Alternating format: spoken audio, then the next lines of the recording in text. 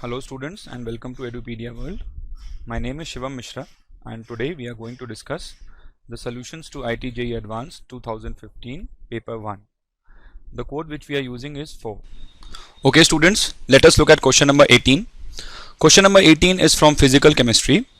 It says that the percentage yield of ammonia as a function of time in the reaction.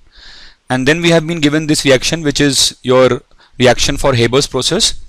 And the delta H for the reaction has been given as to be negative. So that means the process will be an exothermic process. Okay, so it will be an exothermic process because delta H is negative, and at some pressure P and temperature T1, this is the percentage yield which we have been given.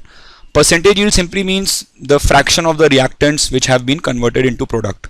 So initially you can see that it is starting from 0. So initially there is no ammonia, there is only nitrogen and hydrogen.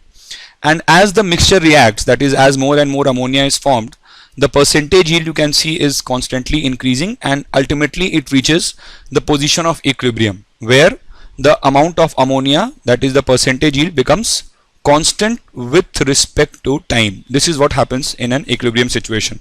Okay. Now it says that if this reaction is conducted at the same pressure P but at some temperature T2 with T2 greater than T1, the percentage yield of ammonia as a function of time is represented by.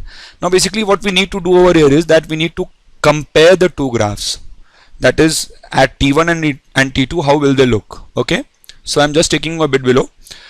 So see, the first thing which comes to mind is that since the reaction is exothermic in nature, as we increase the temperature, the reaction shifts in the backward direction. So on increasing temperature, the equilibrium will shift in the backward direction. So the percentage yield will decrease at equilibrium. So that clearly rules out A as my option, because in A we can see both the yields to be same.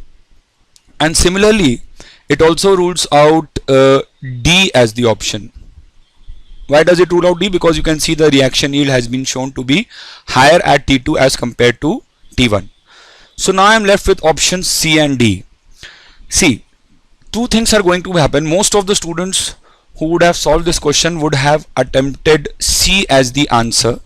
But let me tell you, this is not right. This would be a wrong answer, because you have to consider both the factors, the kinetics as well as the thermodynamic factors. This is a very analytical question.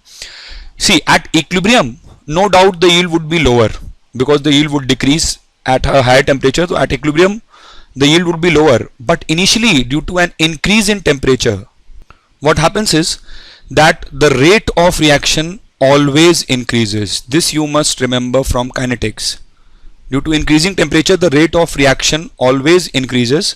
So since the rate of reaction will increase, the initial yield would be higher at T2 as compared to T1. So that would mean that B would be my correct answer to the question. A very analytical question, I would say. Thank you.